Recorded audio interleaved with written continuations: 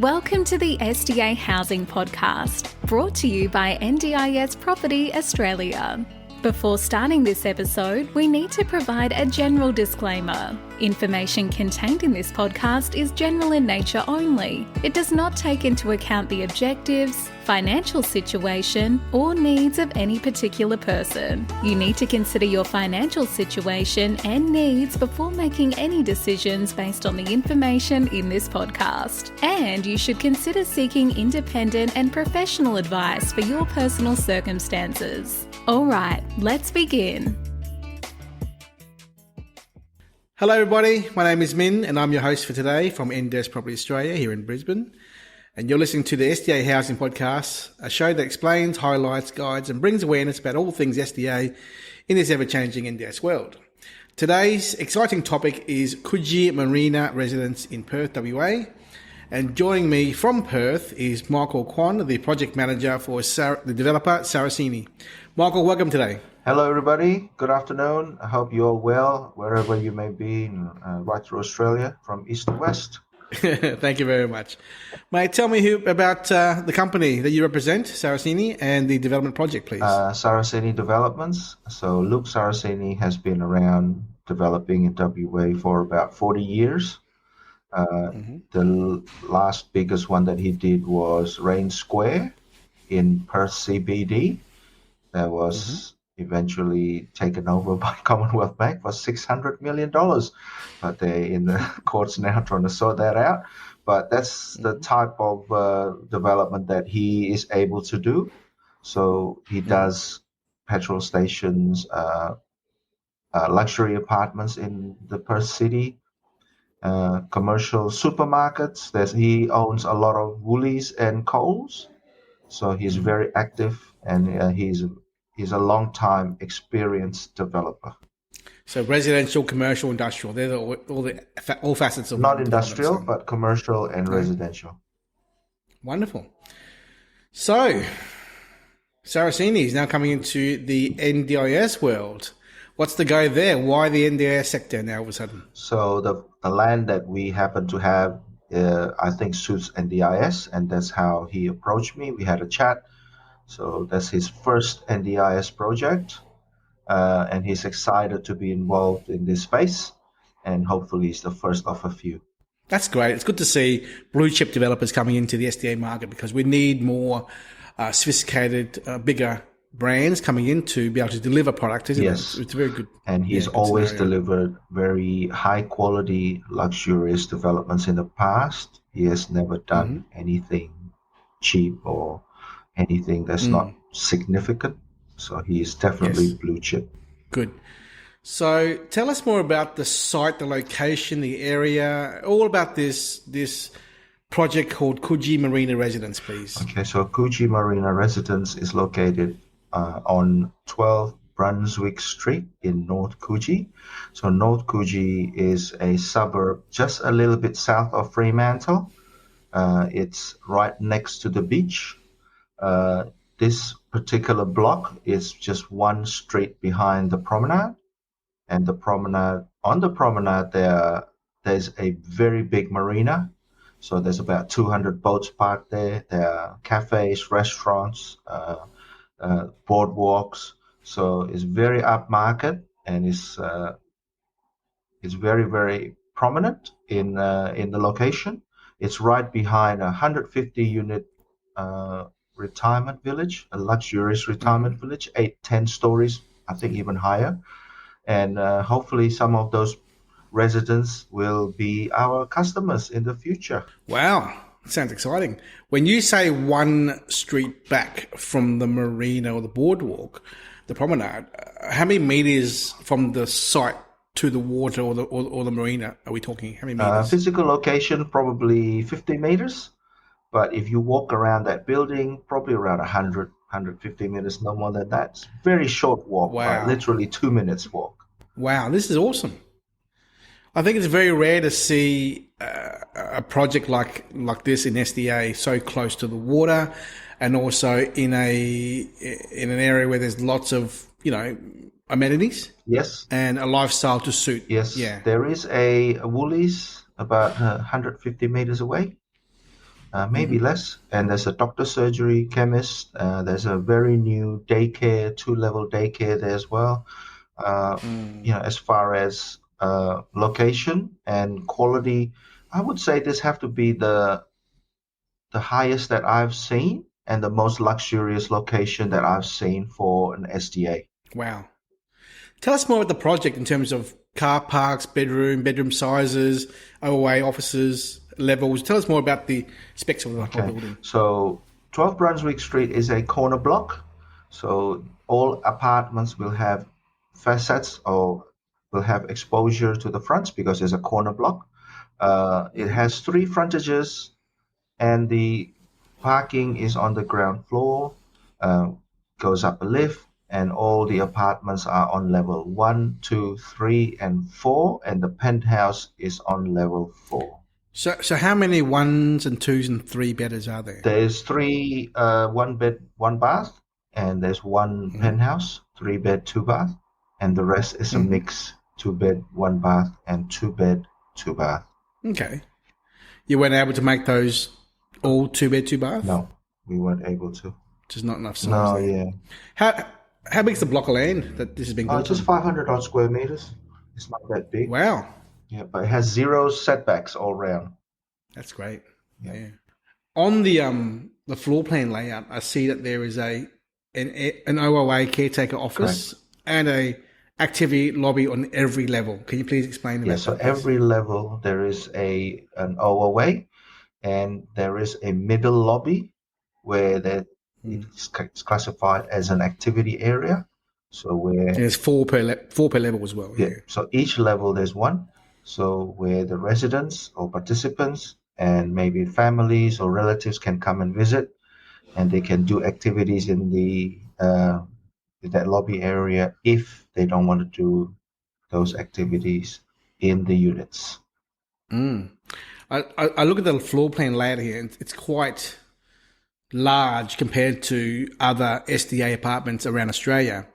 So some of these are 92 to 96 square metres internal with a 13 to 17 square metre balcony, which is quite normal, plus a storage spot for the apartments as well. So we're looking at about 110-ish, give or take, square metres per... Including the store, 110 plus.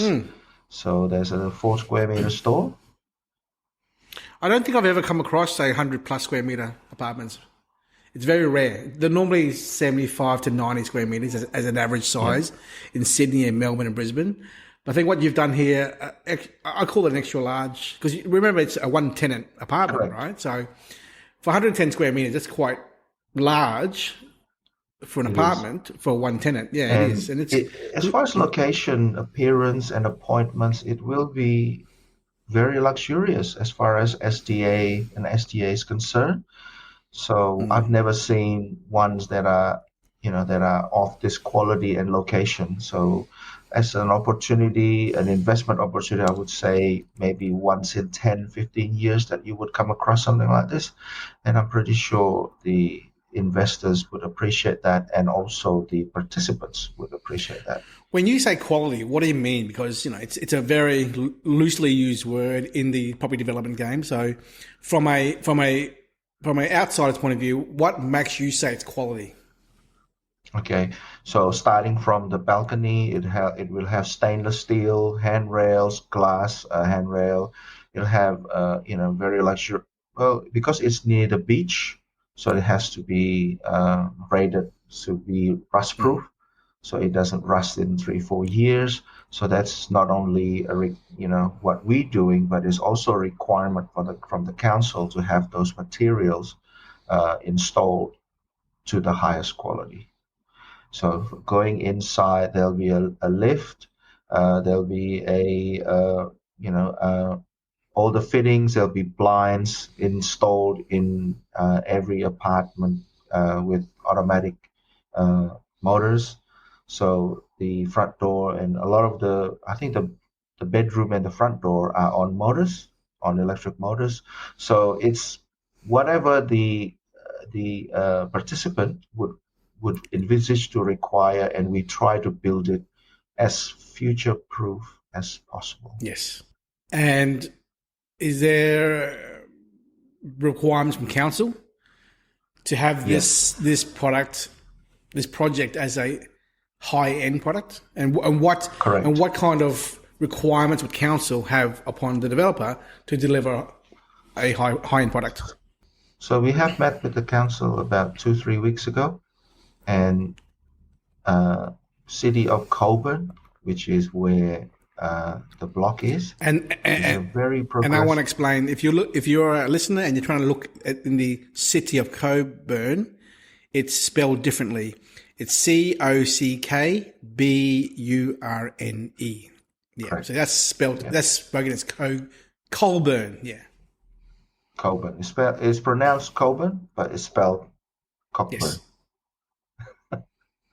All right. So the city is a very progressive council. We have met with the city, and it has been made clear to us that this is their first SDA project, and is surrounding this block luxury apartments.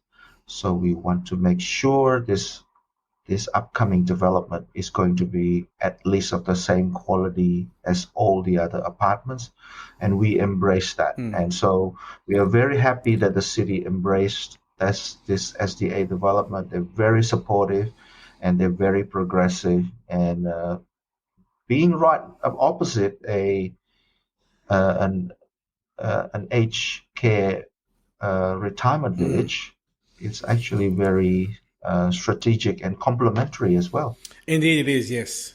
Because the actual age of the NDIS funding goes up to 65. And if you are fully funded in SDA or still funding or SDA funding before age 65, it continues on past 65 still. Correct. So they'll always, we always talk about in the SDA market, supply and demand and supply of participants. And if there's a turnover of participants for whatever reason, then there would always be a demand for accommodation for tenants.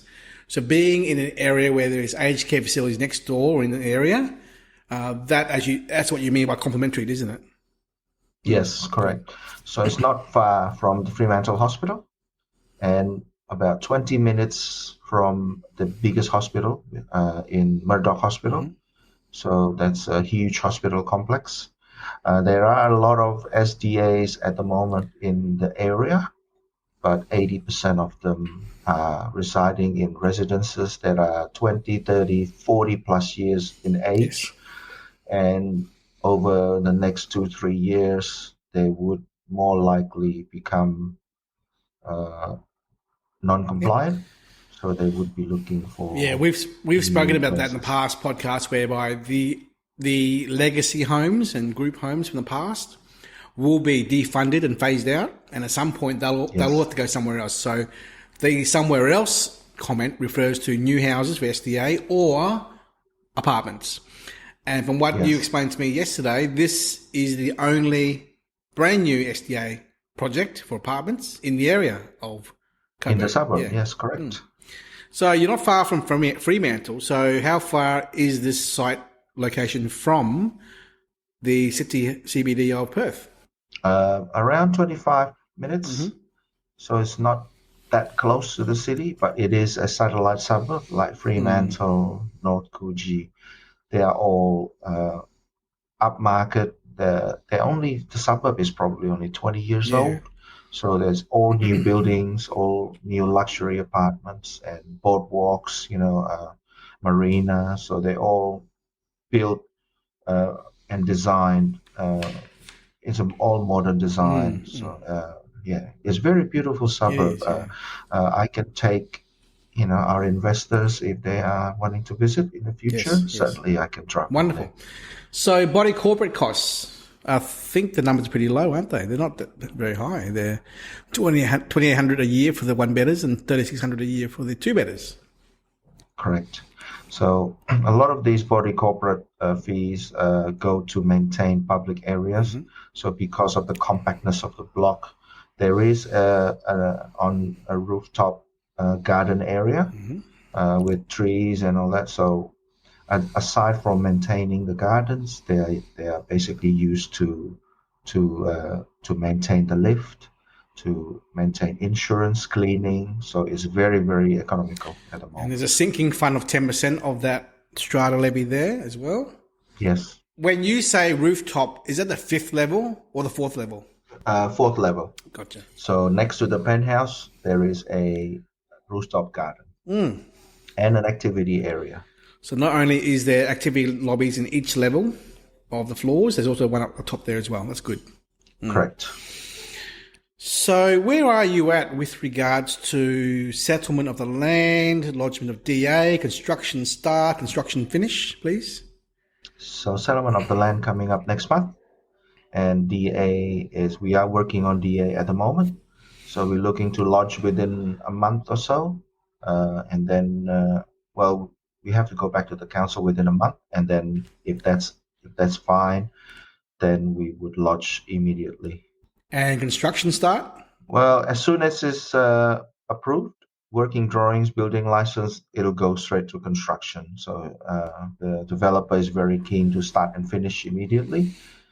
So we hope to start construction before Christmas, and that's the aim, and then finish by around November 2023. Wonderful. Just over 12-month turnaround time. Give or take. Yeah. So a question often asked by investors is, does the developer require pre-sales to begin the construction of development? What's your response to this question? In this case, as far as funding, the developer don't require all to be sold. That's good. But I think it's just for his peace of mind, being the first project that he's involved in, he would require some level of pre-sales. But the quality and exclusivity of the project, I'm very confident that we would be able to sell 100% of course very quickly. Normally, any investor would be concerned about a developer requiring pre-sales to get the ball rolling. But as you've clearly stated, having a blue chip developer with this caliber here to launch into this sector, he will deliver no matter what the end results. Yeah, yes, that's all that matters. I'm confident with that because he's been involved in development that are 100, 200 million, even 500 million. So for something this size, is his bread and butter. It's bread and butter to him. It's very easy. 15 units at these prices. That's only roughly about $10 million total project size anyway. It's really easy. SDA demand. Can you give us a little bit of feedback about your provider you've spoken to already currently? Are they excited or not? What's their feedback to you about participant demand in the area? What's the general gist of it all? Last time we checked from their website, there's about 150 participants in the area. And as we can see, there's not many new buildings in there. So in the suburb, so a large majority are living in these older type housing. And the SIL that we have spoken to is very keen to get involved. It will be his flagship SDA, which is the most luxurious SDA that he has. And he's he's literally begging to put his name on it. so he can show off to all the other SILs that he is the best in WA. No worries. Well, speaking of fun, go. Sorry, just to show that as well, he has come up with a proposal for the SIL fees that are very competitive. I think it's about 65% to 70% of what everybody else charges in WA and over East. Yes. So, less fees, more returns to our investors. Well, I look forward to sending you our feasibility on these to get your feedback to confirm his fees and the overall costs to run an apartment and the net return there, just to give our investors peace of mind on what the estimated returns will be, gross and net of costs. Speaking of which, I want to bring back a topic which is called funding for participants, because a lot of investors do not understand funding to SDA when it comes to apartments, because You may have a 2-bedroom apartment for HPS. And in that HPS design, you can take on board 3 of the 4 categories. 3 of the 4 categories being HPS, fully accessible FA, and improved livability. Now, that's great. However, you got to understand as an investor that even in those 3 categories of HPS, FA, and IL, there's still 2 subcategories for funding for SDA. And that is, even though it's a 2-bedroom unit, you can bring on board a 2-bed, 1-resident HPS, or a 1-bed, 1-resident HPS, a 2-bed, 1-resident FA, a 1-bed, 1-resident FA, and also the 2-bed, 1-resident IL, and a 1-bed, 1-resident IL. So there are 6 types of participant tenants for a 2-bedroom HPS apartment.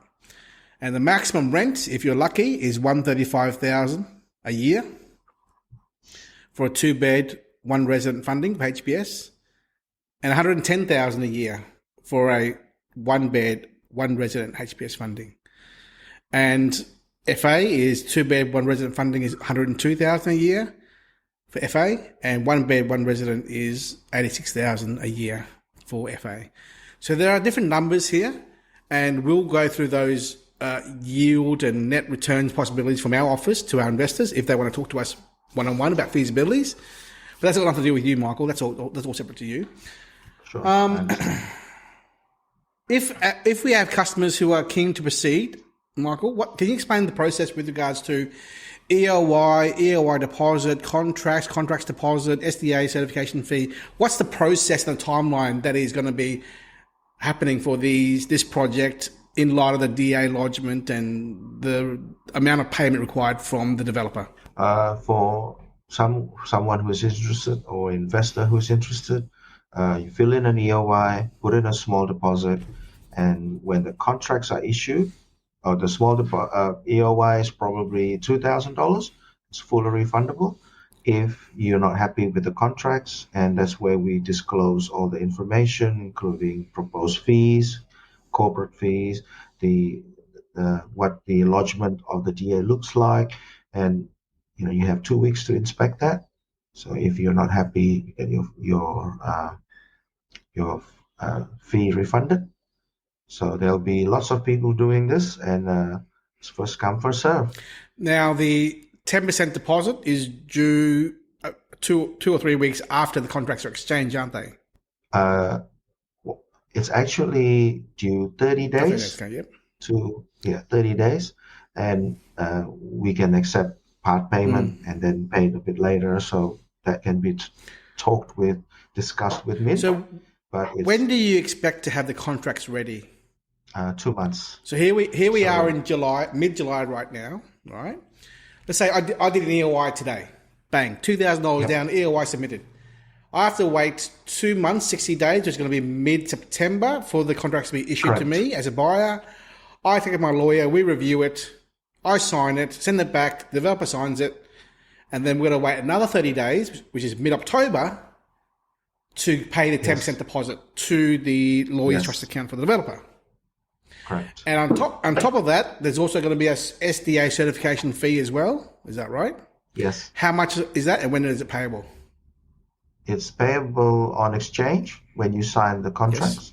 So that's $5,000 plus GST, and that's fully refundable if we don't proceed for any reason with construction. Yes. So it's refundable immediately. Cool. So again, refresh my memory. When is DA being lodged? Being lodged in probably about a month to 6 weeks from now. Yes. It will depend on our second feedback with the council in about 2 weeks. End of August. Okay. End of August, yep. So, by October, hopefully we would have some sort of approval, like a DA approval, and then we'll lodge in for building license immediately. So you think 2 months to get the DA approved, is that right? 2 to 3 months. So November, October, I think November. they have 60 days to respond. Okay, cool. So is the contract signed in October and the deposit payable in September, November, October? So in the event that DA is not approved and construction doesn't begin, then all the monies paid will be refundable back to the investor. Yes. And in the event it is approved, it's all green light and it's all go, go, go. Is that right? Correct. Yes, okay. So the deposit will be held by the settlement agent. Mm-hmm. So if it doesn't proceed, it's fully refunded. So in Australia, you're not allowed to touch this money until the settlement. Yes. Wonderful. I think we've covered all the important topics of this project, Michael. Any final words of advice from you as the project manager to our potential 15 buyers about the project or getting into NDIS, SDA as apartments, or any advice you have for anyone who's thinking about doing one of these as a purchase? As far as the developer is concerned, Luke Saraceni is one of the biggest developers in WA. Mm-hmm. As far as the project is concerned, the location, the quality, I personally have not seen an SDA with this quality in this location. And the suburb is very tightly held. And I think it's probably once every 10 to 15 years that one would come across this type of investment. So I'm very, very proud and happy to be involved in this project. And I'm sure that the developer will do a very, very good end product. Yeah. I think it's great to see that of the 15 units, there are only 4 HPSs and 11 fully accessible apartments. Correct. So which doesn't tarnish the project by way of, there's too many HPSs in the area. Well, no, it's not HPSs. Yeah. It's mostly FAs. I think that's a great thing there. I think that having a blue chip developer on board is great. Someone who's well funded and experienced in the residential development game, and having providers like who you're talking to fully endorsing it and wanting to be part of it to deliver the service for participants who are in need of this in the Perth market. I think you guys are doing a great job, and we look forward to. I have one more question to ask you, Michael, before we hang up. The question that everyone's asking is price increases, construction chain, supply chains, fixed price contracts. If a client signs this contract, goes unconditional, pays the deposit, is there a chance that halfway through they come back with hey, oh my God, the supply chain problems are so dire that we need our investors to pay an extra 50 grand more? Is that going to happen when the word fixed price doesn't really have that much meaning anymore in today's market?